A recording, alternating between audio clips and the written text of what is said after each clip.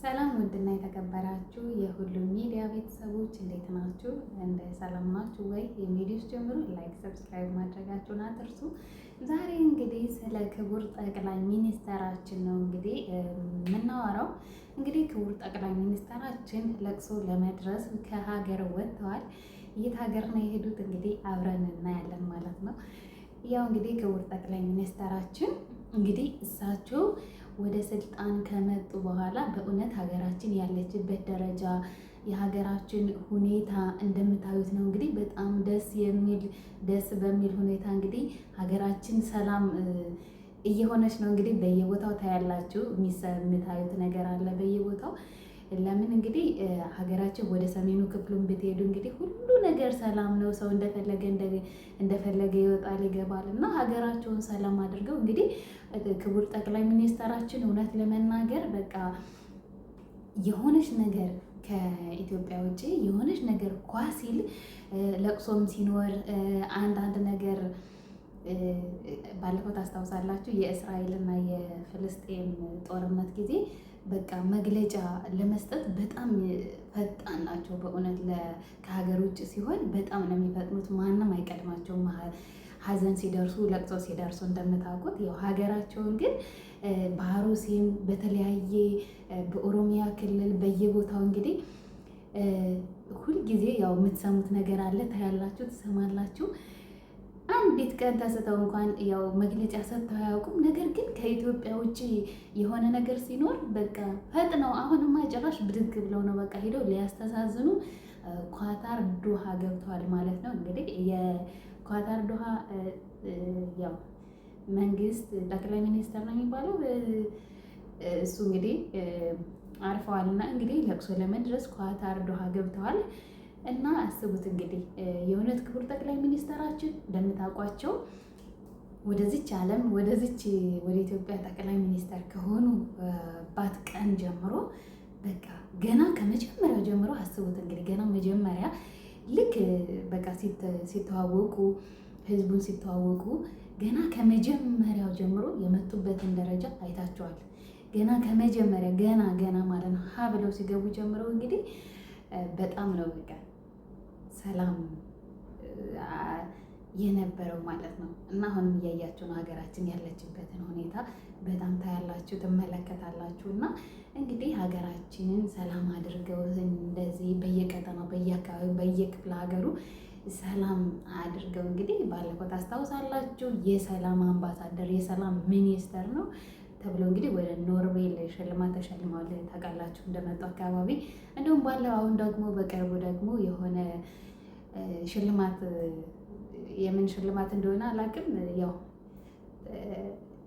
ሊሸለሙ ነው ማለት ነው። እና ስለዚህ እኔን መሪ እንደው ለሀገራቸው እንዲህ በየቦታው እንደዚህ መዓት እየወረደ ምንም ነገር እንትን ሳይሉ የሆነች ኳ ትበል ብቻ ከኢትዮጵያ ውጭ ማለት ነው። ኳ ያለች ጊዜ በቃ ፈጥነው የሚገኙት ፈጥነው መግለጫ የሀዘንም ሆነ የምን በቃ የሚሰጡት ግርም አይላችሁም? እንደ ታዝባችሁ ታውቃላችሁ? ግን ታዝባችሁ ታውቃላችሁ? ከዱባዩ ከሊፋ ነው መሰለኝ የሚባሉት እና ከእሳቸው ጋርማ በቃ እጅና ጓንት በቃ ወንድማማቾች ነው የሚመስሉት ስታያቸው። እና አንዳንዴ የእውነት ምንድን ነው የሚባለው ማሽላ እያረረ ይስቃል ነው የሚባለው አይደል?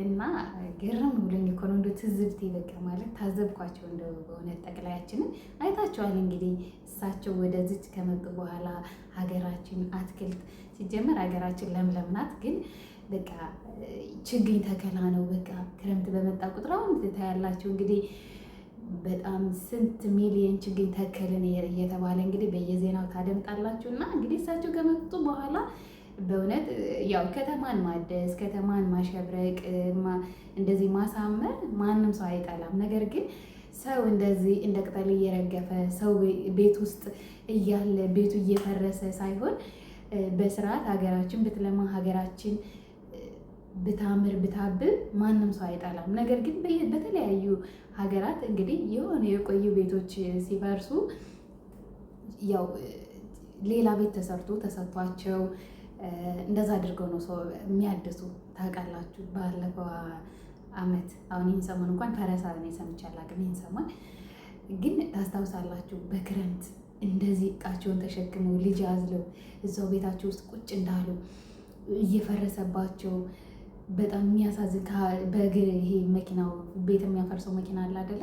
እዛ ውስጥ እንደዛ አፈር ውስጥ ገብቶባቸው ተሯርጠው ሰው ሲያወጧቸው እና እንደዚህ አትክልት ችግኝ የሚተክሉ ያው እንግዲህ እንደምታዩት ነው። የሰው ቤት ይፍረስ ችግር የለውም፣ ግን ትክ ተሰርተው ጎዳና ላይ ሳይወድቁ በስነ ስርዓት እንደዛ ቢሆን ማንም ሰው አይጠላም። ሀገሩ ጽድት ሲል ሀገሩ ሲያምር ማንም ሰው አይጠላም። ነገር ግን እንደዚህ ሰው እያለ ሀብት ንብረታቸውን ስንት ነገር ከአረብ ሀገር ከተለያየ ሀገራት ሰርተው ብዙ አርቲስቶች ለራሱ ታስታውሱታላችሁ። የባህላዊ ዘፋኝ መብሬ መንግስት የሚባል የምታውቁት ከሆነ የባህል ዘፋኝ ነው። እሱ ራሱ የሚገርም ቤት ማለት ነው። ወደ ጣፉ አካባቢ አዲስ አበባ ማለት ነው። ታውቁት ካላችሁ እዛ አካባቢ በጣም የሚያምር ቤት ካርታ ፕላን ያለው በስነስርዓት ሰርቶ ባለፈው ላይቭ ገብቶ አይቼው በቃ እየተናገረ እና ቤቱ በቃ እንዳለ ፍርስ ነው የተደረገበት፣ ምትክ እንኳን አልተሰጠውም ማለት ነው። እና እንደዚህ ቢያንስ እንደዚህ የሆነ የሚታወቁ ሰዎችስ ያው የሚያውቋቸውም እንደዚህ አድናቂዎች የሚባሉትም ያው ይገዙላቸዋል እነሱ ለእንደነኛ አይነት ለታዋቂ ሴሌብሬቲዎች ምናምን። ግን ስንት ምስኪን በአረብ ሀገር እግሯ ነዶ ጉልበቷ ደክሞ ብዙ ነገር ሆነው የሰሩትን ስንቶቻቸው በጣም ብዙ ሰዎችን የማውቃቸው እዚህ ከአረብ ሀገር ሆነው ምናምን ሰርተው የሚያምር ቤት የሰሩ በስነ ስርዓት በቡለኬት በምናምን የሰሩ በጣም ብዙ የፈረሰባቸው አሉ። ግን እነሱ አሁን ትክ ምንም አልተሰጣቸውም ማለት ነው። እና እንደ ሀገር ሲለማ ሀገር ሲያምር ግን ሰው እየፈረሰ ሰው እንደዚህ ጎዳና ላይ እየወደቀ አይደለም። እውነት በዚህ በጣፎ በለገዳዴ በቃ አዲስ አበባ ዙሪያ ማለት ነው። አሁን አዲስ አበባ ከሁለት ተከፋፍሏል። ሸገር እና ኦሮሚያ ተብሎ ተከፋፍሏል። እና እንደዛ እዛ አካባቢ በድሮ የሰሩ ሰዎች ቤታቸውን ባዶ እጃቸውን የቀሩ በጣም ነው የሚያሳዝኑት ማለት ነው። እውነት በጣም ነው ስታያቸው እንደ ደክመው ሰርተው ያልፈልናል ብለው ከዚህ ስንት መከራ አይተው ያገኙትን ብር በጣም የነሱ ስንት ቆሎ ሽጠው ብዙ ነገር ደክመው ተፍጨርጭረው በሀገራቸውን ቢሆን ሰርተው እንደዛ ትንሽዬ ደሳሳ ጎጆም በቃ አነስ ያለች በቆርቆሮ ከቤት ኪራይ አዲስ አበባ ቤት ኪራይ እንደምታውቁት በጣም ከባድ ነው። የቤት ኪራይ ማለት ነው ከባድ ስለሆነ ሰው በቃ ምንም ትሆን ምን በሸራም ጠጋግኖም ቢሆን መኖር ይፈልጋል። እነኝ በእርግጥ ይሄ የከተማን ገጽታ ይቀይራል ብለው ካሰቡ ደግሞ የተሻለ ቤት በጣም ኮንዶሚኒየም ታያላችሁ። በጣም ብዙ ሰው ቆጥቡ ስንት ዓመት ሙሉ እየጠበቀ ነገር ግን ያው የሚታይ ነው የሚሰጠው ለሌላ ላልቆጠበ ምን ላላለ። እንግዲህ የሆነ የሚያሳዝን ሰው መጣ ከተባለ እንግዲህ በቴሌቪዥን እየተቀረጸ ታያላችሁ ሲሰጣቸው ቤት ማለት ነው። ይሰጡ ችግር የለውም። ነገር ግን ስንት ዓመት ሙሉ ቤት ይደርሰናል ከቤት ኪራይ እንወጣለን ብለው ብዙ የቆጠቡ ኮንዶሚኒየም ሰዎች አሉና እንግዲህ ኮንዶሚኒየም የቆጠቡትስ መቼስ ብራቸው ይሰጣል መሰለኝ ካልደረሰ አይደል? ይሄኛውን እንኳን እርግጠኛ አይደለሁም። ግን ብቻ ያን ብዙ ነገር እንደዚህ ደክመው ዝም ብሎ ብድግ እየተደረገ ይሰጣሉ። እንደ ከንቲባችን ማለት ነው የአዲስ አበባ ከንቲባ አይታችኋል መቼስ ሀቅ ነው። ብድግ እያደረጉ ሲሰጡ በስጦታ መልክ እናያለን። እና ከዛ አንጻር ይሰማቸዋል የእውነት አንዳንዴ እንደዚህ ስታዩ ስትሰሙ ሀገራችን ላይ እየተደረገ ያለውን ነገር ስታስቡ ሰው አሁን በመኪና መሄድ ካቆመ እውነት ለመናገር በመኪና እንደዚህ አሁን በፊት ሀገር አቋራጭ መኪና ባሶች ያው እንግዲህ ክቡር ጠቅላይ ሚኒስትራችን ይህን ሁሉ ነገር በቃ ሰላም ነው ብሎ እንግዲህ በቃ በየቦታው የሚሄዱት ለቅሶም ለመድረስ ምንም ለማለት እንግዲህ ቢያንስ አንድ መሪ ሀገሩን ሁሉንም ሰላም ማድረግ ግዴታ አለበት። አገሩን ሰላም ለማድረግ የሚደረገውን ነገር ማየት አለበት። ያው እዛ የህዝብ ተወካዮች ምክር ቤት ላይ ሲነሳ የሚነሳውን ጥያቄ ለራሱ እንዴት እንደሚመልሱ ታያላችሁ። ጠንከር ያለ ጥያቄ ሲመልሱ ማለት ነው። ሲጠየቁ በቃ በተለያየ አይነት ነገር ነው በተለያየ ዘዴ የሚመልሱት። በቀጥታ እንኳን ፊት ለፊት እንኳን አይመልሱም ማለት ነው። እና ከዛ አንጻር የሆነ ሌላ ቦታ እንደዚህ ችግር ሲፈጠር ይስጡ፣ ችግር የለውም። ሀገር እንደ ሀገር ናት። ሀገራችን ትልቅ ሀገር ናት። ይስጡ። ግን ነገር ግን ይህንን ነገር እንደዚህ ቢያንስ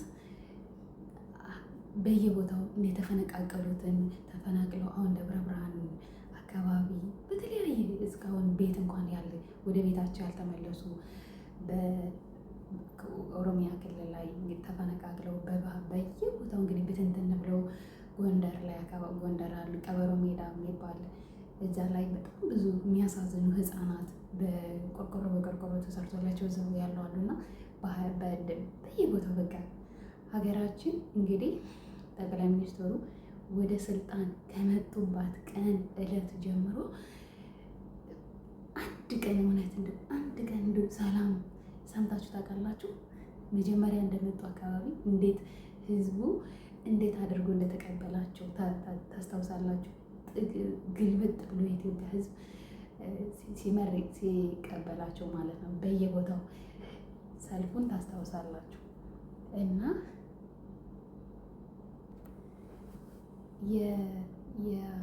እንደዚህ ስብሰባ ሲደረግ ከህዝብ ተወካዮች ምክር ቤት ጋር እንደዚህ ስብሰባ ሲኖር በአመት ነው በወር ነው በሁለት ወር ነው በየወሩ ነው።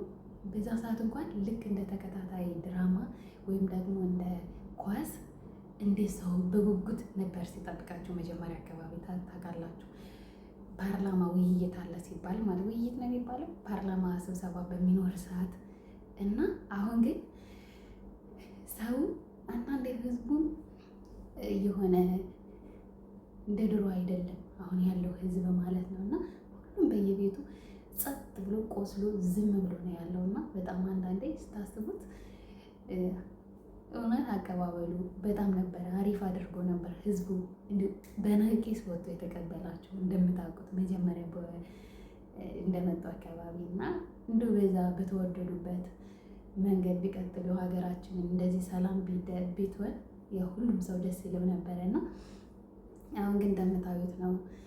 በየቦታው ለቅሶ ነው፣ በየቦታው ሀዘን ነው፣ በየቦታው በቃ አሁን ሀገራችን ላይ የሆነት የዛፍ ዋጋ አላት ከሰው ነፍስ ማለት ነው። የዛፍ ዋጋ አላት። አንዲት ዘንባባ የገነጠለ የገጨ በመኪና ቢሆን ስንት ብር እንደሚከፍል መንገድ ሳይክል እንኳን ሳይክል የሚሄድበት የመኪና ለብቻ የሳይክል ለብቻ እንደዛ አንዳንድ አለ አይደለ? በዛች እንኳን በሳይክሉ እግረኛ ቢሄድ ይቀጣል። አስቡ እንግዲህ። ግን ብዙ ነገር እየተደረገ ብዙ ሀብት ንብረት እያወደሙ ቤት እያፈረሱ እያፈናቀሉ በሃይማኖታቸው ምክንያት በአሮሴ ላይ እስቲል አሁን ድረስ በአሮሴ ላይ ክርስቲያኖች ቤታቸው ንብረታቸው እየወደመ የሞቱ ብዙ ነገር እየሆኑ ነው ያለው። እና ያንን ሁሉ እንኳን ማንም እንትን የሚላቸው የለም። ግን ለዛፍ ለአትክልት ግን የበለጠ አትክልት የቆረጠ ስንት ነገር ይደረግ ይታሰራልም ይቀጣልም በገንዘብም ቢሆን። የሰው ነፍስ ግን በሰው ገንዘብ በገንዘብ የማይለካ አሁን በሀገራችን ላይ የረከሰ ነገር ቢኖር ያው እንደምታዩት ነው። እና በጣም አንዳንዴ ያማል የእውነት እንደዚህ ስታዩ ስለ ሀገራችን ስታስቡ ስላለው ነገር ስትሰሙ በጣም ያማል። እና አሁን ለለቅሶ ያው ለማንኛውም መጥተዋል፣ አቀባበልም አድርገውላቸዋል። የሀገሩ የመንግስት ባለስልጣናት እንግዲህ አቀባበል አድርገውላቸዋል። አይገርማችሁም? እና ገረሞኝ እኮ ነው። እንደው ትዝብቴን እስኪ እንደው ለእናንተ ለቤተሰቦቼ ልንገራችሁ እስኪ። ያው ካልሰማችሁ ደግሞ ጠቅላያችን ሀዘን ሊደርሱ መጥተዋል ለማለት ያክል ነው። አይ ያሳዝናል። ብቻ ይሁን እስኪ እንግዲህ እግዚአብሔር አምላክ ለሀገራችን ሰላም፣ ለህዝባችን ፍቅር፣ አንድነት እውነት የድሮዋን ኢትዮጵያ ሁሉም ሰላም የሚሆንባትን ኢትዮጵያ ሀገራችንን እግዚአብሔር ይመልስልን። የተባረከ የተቀደሰ መሪም ለሀገራችን ይስጥልን። ይህ ነው በቃ። ሌላ ምንም ማድረግ አይቻልም። እንግዲህ በየቦታው ተፈነቃቅለው ያሉትንም እግዚአብሔር በቸርነቱ ይጠብቃቸው። አሁን መጪው ክረምት ነው። በጣም ያሳዝናል። ብርዱ፣ ህፃናቱ ብቻ ከባድ ነው። እና ቤተሰቦቼ ስለነበረን ቆይታ እጅግ አድርጌ አመሰግናለሁ። በሌላ ቪዲዮ እስከምንገናኝ ባይ። ቪዲዮ ላይክ፣ ሰብስክራይብ ማድረግ አትርሱ። አመሰግናለሁ። መልካም ቀን